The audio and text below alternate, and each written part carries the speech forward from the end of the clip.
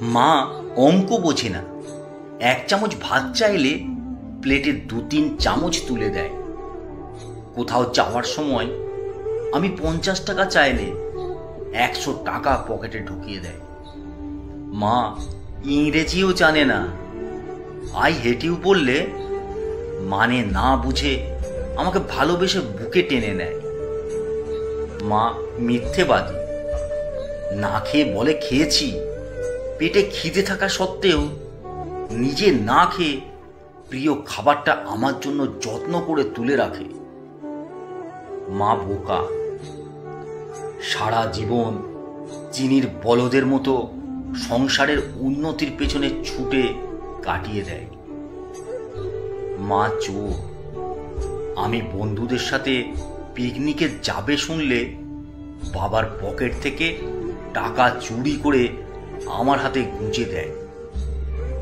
মা নির্লজ্জ, মাকে কতবার বলি আমার জিনিসে যেন হাত না দেয়, তবুও মা নির্লজ্জের মতো আমার এলোমেলো পড়ে থাকা জিনিসগুলো নিজের হাতে গুছিয়ে রাখে। মা বেহায়া, আমি কথা না বললেও জোর করে এসে বেহায়ার মতো গায়ে পড়ে কথা বলে।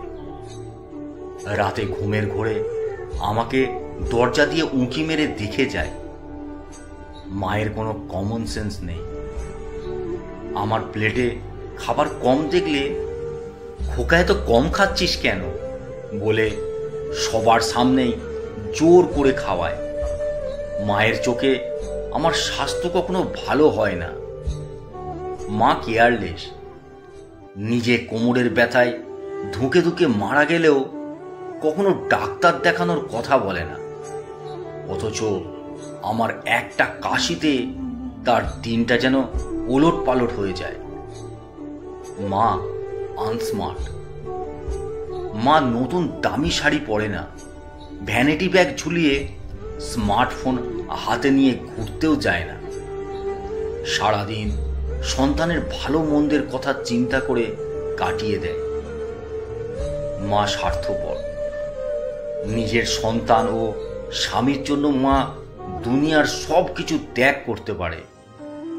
পৃথিবীর সবচেয়ে খারাপ মানুষ হচ্ছে মা। তাই বুঝি আমরা সন্তানেরা তাদের এত কষ্ট দিই, তবুও তাদের পরিবর্তন হয় না।